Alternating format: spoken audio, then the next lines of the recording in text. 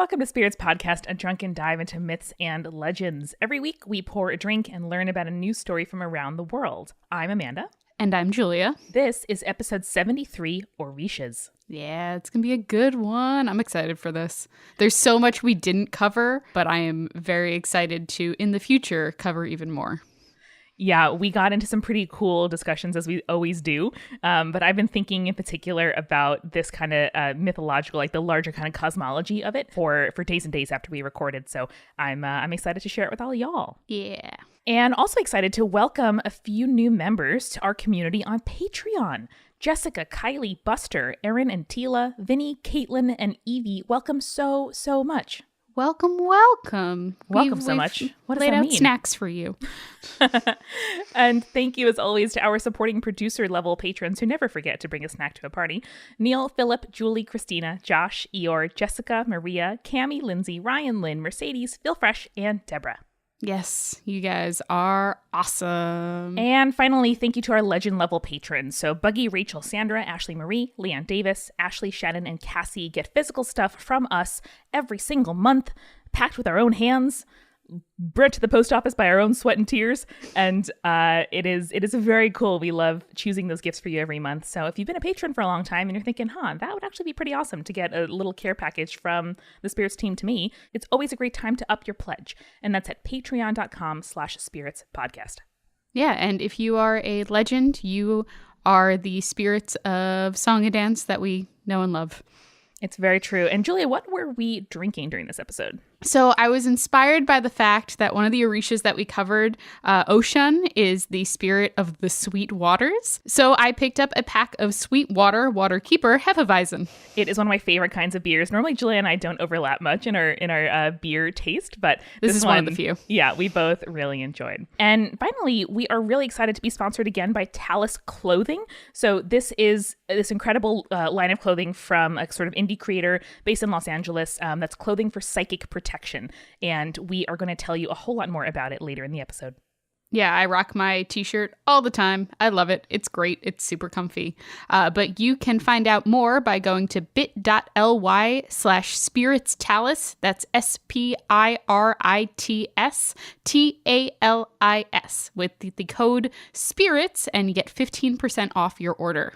Hell yeah. Well, without further ado, enjoy Spirits Podcast episode 73, Orishas.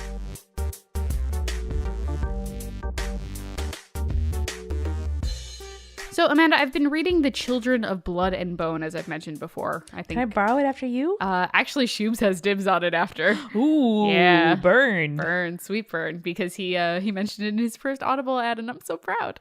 Yay! So the book is by Tomi Adeyemi, and I'm bringing it up again because this book is influenced by Adeyemi's West African heritage, and in it she kind of bends religious deities, which are known as the Orishas, and a diverse landscape into this like really new, refreshing take on fantasy. Amazing. So it's kind of like, imagine Harry Potter didn't take place in England. It took place in West Africa, and It was much more interesting uses of magic. And there was like limits to magic. That's why I want to read it. Yeah, I know. Shubes, hurry up. So this has definitely piqued my interest because while we talked a little about West African and Yoruba religion in the past, it's definitely not something that I know a lot about. Mm-hmm. So I really wanted to dig in today to the Orishas, who they are, and then kind of highlight some of the ones that I found really interesting. I would love to learn more. The best way to describe the Orishas is that they are spirits or emissaries of Olodumare, who is the supreme god of the Yoruba people. As a side note, the supreme god is supposedly, he has 3 manifestations. Olodumare is specifically the supreme creator. Got it. So the other manifestations include Oloran, who is the ruler of the heavens, and Olofe, who is the conduit between heaven and earth. Very cool. Yeah, it's like beautiful kind of world building for mythology, and it gets really, really interesting. And I really enjoyed doing the research for this episode because one, I love learning new things about new cultures that I don't understand, and also I like seeing the connections that human beings make in regards to how they interact with the world early on when they're creating their mythology. Yeah, it's really, really cool. I can't wait. The Orishas are subordinate to Olodumare and specifically are said to be manifestations of him. Wow. So they are said to rule over the forces of nature as well as the endeavors of humanity. I love the term endeavors of humanity. Isn't that cool? I know. And it also implies a really interesting divine perspective, I think, where it's almost like a parent looking at a child, an adult child, being like, this is what my child does. Like, this is what they endeavor to try. Yeah. You know, and it doesn't imply judgment, I don't think, or condescension in any way, where you're like, oh, look at that kid trying to do whatever. But it's like, this is what this human being that I'm responsible for, but ultimately separate from, is like doing with their life. Yeah, and it's what they want to do and what they're achieving to do. Yeah, it's really cool. like what they're setting out to do. Like it's like the journey of your life. And there are a few words that kind of imply that level of like perspective. Yeah. It's so cool. That's a really great perspective to have as a supreme deity or deities and spirits that are ruling over everyday life. Yeah. So, Amanda, you're probably wondering how many Orishas there are. I am. It's an excellent question because I don't have a straightforward answer to that. Please tell me in all its intricacies. Traditional Yoruba sources will say that there are 401 Orishas due to the association with a sacred number. Mm-hmm. Other sources will say that it is an innumerable number, specifically as many as you can think of plus one. Ooh, which is a great... That's so sweet. It's so good. It's so great. But we're going to talk about some of the more well-known ones in this episode and not the innumerable number of that the sources refer to, because that would be impossible. Listen, it's not my place to put a number on a number of deities. That is true. It is not. It is not your place. Okay, so we are going to start with Orunmila, who is the Orisha of wisdom, knowledge, and divination. Orunmila is one of the few Orishas we're going to talk about that is an Iromole, which is the title for an Orisha who is there at the creation of the universe. Wow. So he was present at the beginning of creation and the beginning of humanity, and such has a special relationship with humans. That's kind of beautiful. It's like your long-standing teacher or babysitter or family member who's like been there from the jump. Well, he's exactly that, because he walked among the people as a priest, teaching them an advanced form of spiritual knowledge and ethics during his visits to Earth. Wow. And it's over one human lifetime, or like occasionally he visited? I'm not entirely sure. I think he probably took a human form several times, it seems like. And like we'll talk a little bit more about practicing and channeling a little bit towards the end of the episode, but it's very interesting. I love that though, because I always thought when we were young and learning, in our tradition, the Bible, I was like, why would you just live till 32 or however old Jesus was and then go? Like, I get the theological reasons why he had to die, but like being human sounds so fun. Yeah. And if I were God, like that's all I would want to do. If I were in Westworld, like Anthony Hopkins, I would want to walk among my people. And I would just think it sounds so fun to me. And obviously being in God's not all fun and games. It's, having a purpose, but I like the idea of kind of repeated visits. I think that's really, really cool. Also course correcting, because like humans are going to take your lessons and like do whatever they want with them. Right. So being able to reappear. That's not what I meant. Be like, hey, actually, this is how you do it. Like, or like you're doing great, sweetie. Yeah. But or you have to like wait until humans invented the thing that you need them to invent. Like until they invent, painting or clay tablets or printing. And then you're like, oh, thank God. Like, okay, now we can talk. Okay. You've discovered fire. Here is what you need to do. I love it. That's really funny. I like the idea of that being like, okay, I think they got it. I think they figured out the fire thing. Okay, great. Let's talk about it. Cool. It's like when your friend is reading a book that you've already finished, or like watching a TV show that you've already finished. You're like, okay, did you get to that part yet? Oh, okay, great. I want to talk about it now. The other day I was reading, I was watching my partner read The Name of the Wind for the first time, and I was just reading like along and being like, okay, are you at? Okay, we can talk about this. Like I really just needed to be like, have you figured out the like construct in which the story is happening yet? Oh, thank God. That's pretty great. So in practice, his priests are known as Babalawos, or the fathers of the secrets. And they practice divination and help his followers to unfold the secrets of the universe, and by extension, the secrets unfolding in their own lives. Wow. Yeah, there's like a lot of like really deep stuff in this mythology, and I'm super, super into it. My first thought was, normally we hear oracles and kind of soothsayers, truth tellers as being female. And so it's interesting that this kind of knowledge-oriented Orisha and their, kind of practitioners are male. But it it's amazing. Like, that's why we read stories, right? It's to use a kind of big example to say something about our individual lived experience. Yeah. The colors that are associated with him are yellow and green. And he is also known as Ibikeje Olodumare, the second in command of Olodumare, the supreme deity. Wow. And Elere Ipin, or the witness of fate. Ooh. Yeah. We'll talk a little bit more about fate towards the end of this episode. But I'm curious to learn more, because that idea of a deified figure, somebody who has power being subservient to fate, or kind of standing to the side and watching something higher, make its will known, is like so compelling. Next, we're going to discuss Elegua, whose name means the master of force. Ooh. He is said to be the owner of all roads and doors in this world, and stands at the crossroads of the human and the divine, acting as the messenger between the two worlds. Whoa! Yeah. Liminal spaces are the best! Yep, I knew you'd be excited about this one. Yes! So his colors are red and black, or white and black, depending on the tradition, and it is supposed to represent his dualistic and often contradictory nature. I love it. I love it. I love it. I love it. As he is connected to both the human world and the divine world, he has a close relationship with Oromile, our divination Orisha from before, and that divine knowledge has to be transferred to the human world by Elegua. Oh, of course. Yeah. It is said that nothing can be done in either world without Elegua's permission. He is always perpetuated and called first before any other Orishas, because he is the one that opens the door between the worlds, allowing them to interact. So cool! Yeah. Let me finish this and then we'll talk about him a little bit. In some stories, Olodumare gives Elegua the keys to the past, present, and future, and so he's often seen in depictions holding these keys. Oh my God. Yeah. Can I talk now? Of course you can. Go ahead. I am so in love with this. Yes. I love the idea that you have to have an emissary or a messenger or a like divine decontamination, like depressurization chamber. Yeah. Like of course there has to be some kind of conduit and like transition between these two things. Like the divine can't just exist in the real and vice versa.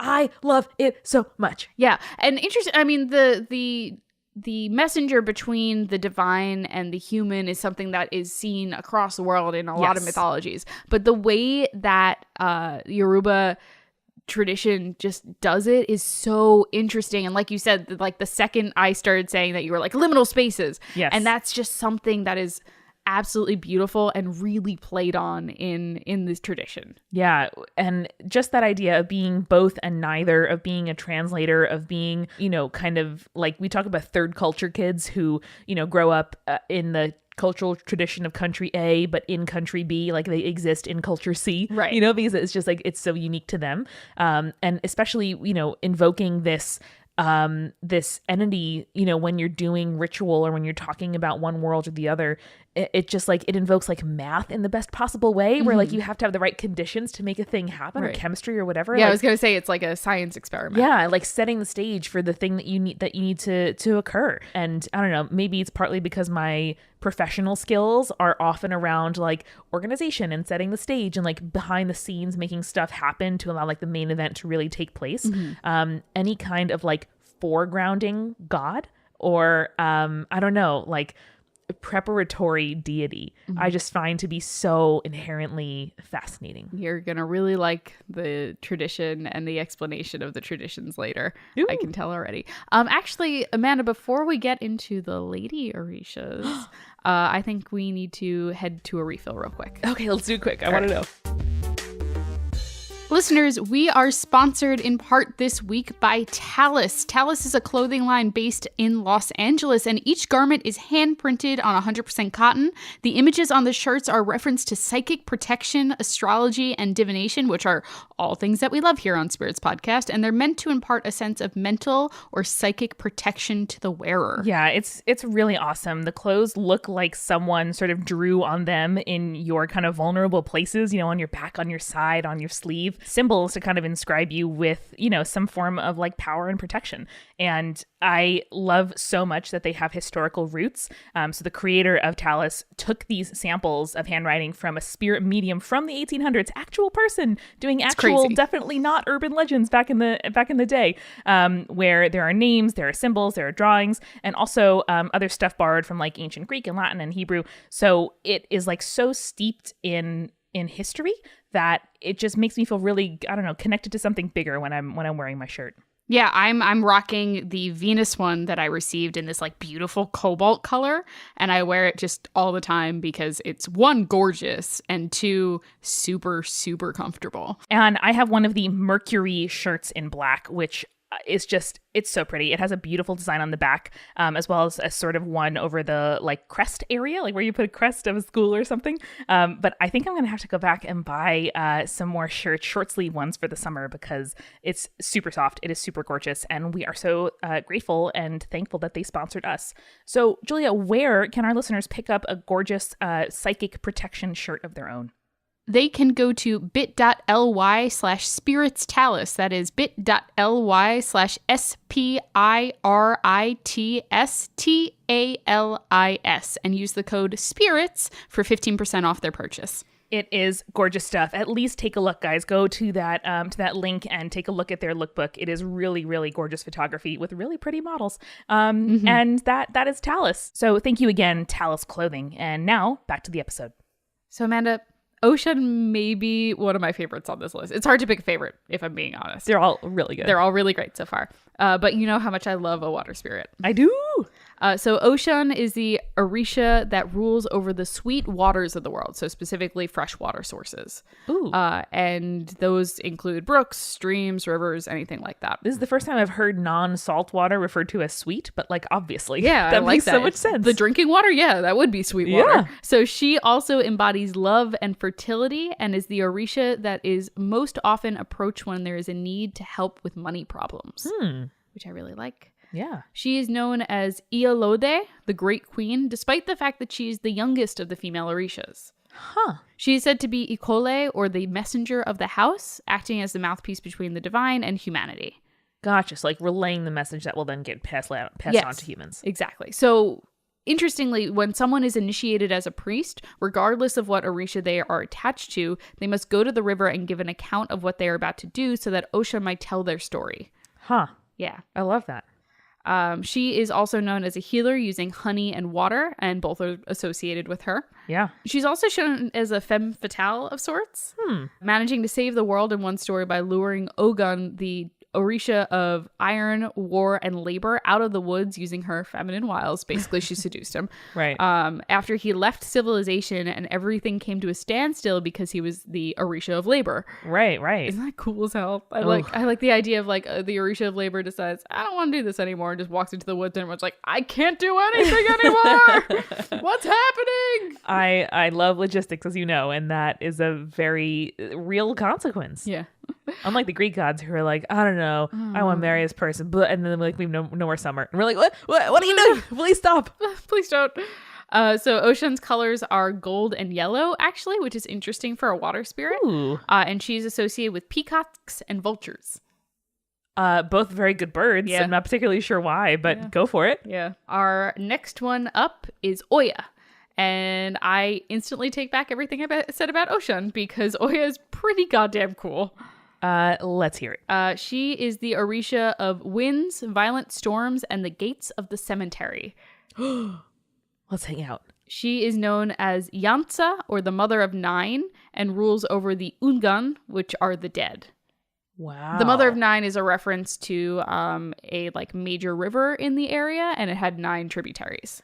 That makes a lot of sense. Yes. Rivers, death, as we've discussed many times, our favorite book, Sabriel. Rivers and death have a long history, not just in literature, but also in mythology of being tied together. And I mean, any god that wants to like hang out at the cemetery gates and like just be in a windstorm and like drink some beverages. Get at me. She's cool as hell. So the name Oya literally means she tore. And she is a warrior Orisha and has never been defeated in battle. Wow. She is known to ride into battle during war with the Orisha Shango, who we'll talk about later, and they share control over fire and lightning with each other. She is associated and controls specifically the mysteries surrounding the dead. And this might interest you, Amanda, because in certain traditions, she's syncretized with Saint Bridget. Really? Yeah. No shit. Yeah. That is very good pairing. Yeah, specifically Santeria. That is really incredible. And I love we don't always see... It seems like death is either associated with water or with fire. Like they seem like they don't always go together. But she's both. A tradition that and combines she's wind. both. Like all three of those things, earth, wind, and fire, they're gonna mesh shit up. Like that makes total sense that they're all, they can all lead to death, or they can all be involved in death. And the process of like getting rid of bodies and like actually, doing death and honoring the dead, like all of these traditions can involve all three of those. Yeah. Oh man, all these Orishas I'm just in love with. Everyone's great. This is a very, very good tradition. Yes. Now, while Ocean was all about that sweet water, Yomoja is the Orisha that rules over the seas and lakes. Okay. She is known as the mother of all, but also known as Yeye Omo Ija, which means the mother whose children are like the fish, because supposedly it represents the fact that her children are uncountable. Wow. Because she is literally the mother of all. So like they make a reference to the primordial ocean and the fact that all life comes out of it. I'll get into it. Hold on. All right. So because all life started in the ocean, she is therefore considered the mother of all life, basically. Which, I mean, is true. Yeah. She's also the source of all riches, which she freely gives and shares with her little sister, Ocean.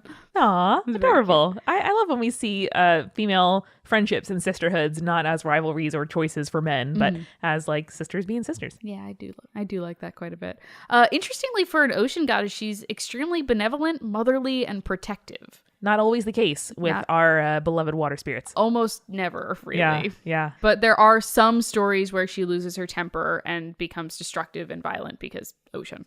I mean, if she has lots of kids, I understand that happens sometimes. Also, but like they make a point of saying she has an extremely high tolerance and patience and stuff like that. And so when it happens, it's real, folks. Yeah.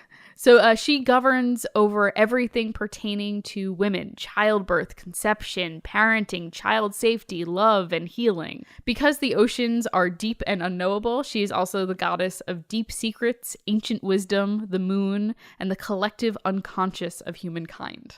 A real grab bag of femininity for sure. She's amazing. I want her to be my mom. And she is my mom, technically. The truth, I guess. We all come from the ocean. Yeah. But I love too that like these are all challenges that people go through in a similar phase of life. From like fertility, childbearing, child rearing, understanding the kind of like deep life mysteries of, loving someone and letting them go and like whatever other things it is that you face. That's why I kind of was always drawn to this concept of patron saints in our own tradition, because, you're able not just to appeal to saints based on their kind of area of expertise, but also you can have a patron saint of your own and, just call on that person in times of need, no matter what kind of need it is. Yeah. And so to have this one Orisha, governing so many related disciplines and related areas of life, I see as potentially being really, reassuring. Yeah.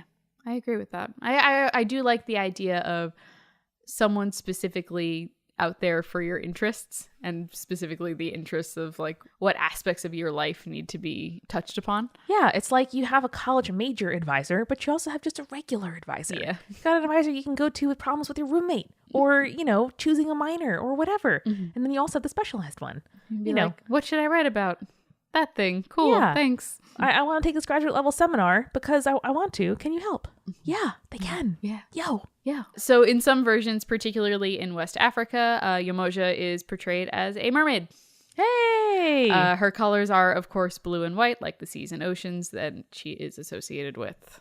Good colors. All right. So we're going to finish up our Orisha roundup with Shango, who is considered by some to be the most popular of the Orishas. He is a warrior Orisha who rules over lightning, thunder, fire, drums, and dance. Sounds like you make sure that you should invite him to a party, because if not, what are you doing? Yeah, because he is known for his quick wits, but also his quick temper, and is known for his relationships with both Oya and Ocean. Oh, his temper is said to be so quick that it's like watching lightning the way it suddenly strikes. That is very appropriate. Yeah. He is strong-willed and loves the pleasures of the world, including dance, drumming, women, song, and eating. Same. So we would get along great. Yep. He and Elegua are Okanani, which means they are of the same heart, which I kind of love as just a phrase. Yeah. Like they are of one heart. They are of the same heart, and I love that. It's like, yeah, that's what it feels like, right? Is when your partner is struggling, so are you, and when you are having a great time and really excelling, your partner feels that love as well. Yeah.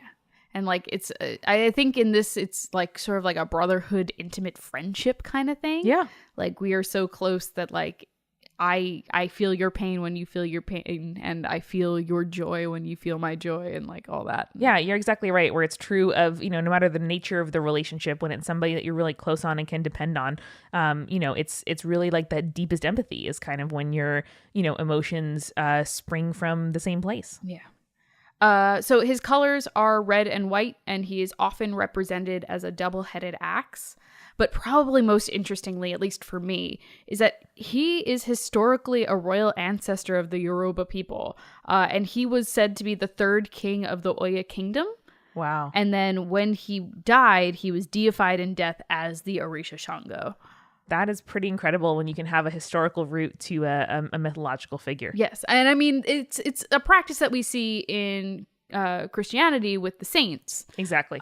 Which is like, these are people who lived an actual life, and they were deified, or they're like significant enough and had an impact such that, in the afterlife, they're, going to represent more things, right, and have a spiritual connection to the world. Still. Yeah. In these descriptions that I gave you about the Orishas, I did hint a little bit about how one would practice worshiping the Orishas. But I wanted to dig a little bit into deeper before we wrapped up. Let's do it. So one of the most important things to practitioners is the proper alignment and knowledge of one's ori. So an ori literally translates to head, but it specifically refers to the main part of one's soul that determines a person's destiny and success. Huh. One's ori is basically one's personal deity, and it helps a person receive messages from the Orishas. Wow. So kind of like a higher part of the self. Yes. Huh. And that has to do a lot too with Orunmila and also with Elegua, because it's through the ori that they're able to communicate. Right. And it's through the like ori that Orunmila was able to like teach these people the wisdom and how to connect with the gods. That's true. And through Elegua, they're able to actually make that connection, the bridge between the divine and the human world. I'm almost picturing like a receiver, like a radio tower, yeah, or something that is like tuned and able to have a connection with that higher plane. Mm-hmm. It vaguely reminds me of, you remember the shitty James Cameron Avatar movie? Yeah. Where they had the like braid thing yes. where they could connect to people? Yes. Like a non-physical version of that. But I love that too, because I've been reading a lot of memoirs recently about addiction and other forms of struggle. And especially I think when you feel like your life is not your own, or you feel kind of out of control, or you feel like something is controlling you, that isn't your like deepest voice of, rightness and reason. Mm-hmm.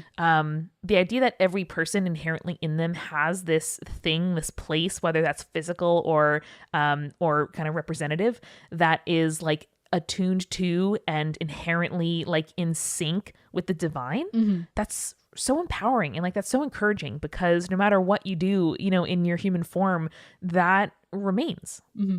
Yeah, it's kind of beautiful. I really love traditions that have this very clear pathway for communication between the divine and human world. Yeah. It's not just like hanging out and being like, well, I hope the gods will listen to me if I sacrifice this bull or whatever. Right. But it's very much more specific and much more direct. Yeah. It seems. Yeah. And we have a lot of friends too who, through practices of modern, Wicca or other kind of, paganism and animism, are able to have a really physical ritual and a really, like embodied practice of their faith. Just that idea that like there is, and Christian friends, like Jewish friends, there are lots of people who have, I think most traditions have physical symbols or shrines or, things that you can go to in your house, places of your house you can kind of set aside for like contemplation, communication, thinking about your life as a whole. And to me, I don't know, that idea that you can kind of make that place in your home for yourself, or even in this tradition, one step further, it's inside your body. That's really amazing. And as someone who grew up where you have to like go to church, that's where you do your worshiping. You do it through these, prescribed prayers and these prescribed songs, and that's kind of how you do it. This idea that it's very, very personal. And in this case, you don't even have to speak it. It seems like there's something inherent in you. I don't know. It's pretty beautiful. Yeah, it really is. And I think that ties in nicely to our next section, which is about the Ashe. Yeah. And so the Ashe plays a really important role in the worship of the Orishas. It is basically a life force that runs through all things, either living or inanimate. Wow. So it is the power that makes things happen, is what they like describe it as. So it is the concept of spiritual growth, and practitioners strive to obtain Ashe through Iwapele, which is basically inner peace and satisfaction in life. This also helps lead to the alignment of the aforementioned Ori. And Ashe is said to be divine energy that comes from Olodumare, and to an extent is associated with Olorun, who's the ruler of the heavens, and therefore associated with the sun, because without the sun, no life can exist. That is true. Ashe represents the link to the eternal presence of the Orishas, Olodumare, and their ancestors. Wow, that's a really beautiful continuity, right? And like link between what came before, what is, and what will be. It reminds me a little bit of Dreamtime, if I'm being honest. Yeah. Which we talked about in our Rainbow Serpent episode. But the idea that your ancestors are always there with you, and they always have been there with you, and they always will be there with you. The idea that like time in essence is very non-linear. Exactly. And it's constantly flowing, and the connection to the ancestors is extremely strong because of that. Yeah. And I think too, an implication in my understanding that you will be someone's ancestor one day, and you already have been. And that is such a more kind of integrated view of life and death, where like it's present in our lives all the time. And life comes out of death, and life turns into death, and like everything really is such a cycle and a kind of continuous loop. So it makes total sense to me that these would be really closely related, and also frankly makes it easier to think about and to deal with. Yeah, absolutely. When you think that everything has the same force and it's just moving through us all differently, it's an easier thing for your brain to connect to. Yeah, and is literally true in terms of like the atoms that were created when our elements were created in the universe are the atoms that still exist. Like there aren't new ones. Matter is neither destroyed nor created. Exactly. And hey, but it's really beautiful. I remember when I was learning first about kind of biology and physics in that way, being really I don't know, feeling really at peace with the fact that the atoms that make up my body once did something else and will do something else again. And it's, I don't know, well, the universe is a closed circuit in that way. And I think it's pretty cool. Finishing up, one of the interesting things about the Orishas, at least to me, is the fact that they're one of the aspects that spread to the Americas. Really? Obviously, the reason for that is the Atlantic slave trade, which is terrible, but the spreading of religion across the Atlantic that isn't a European religion is definitely something that interests me.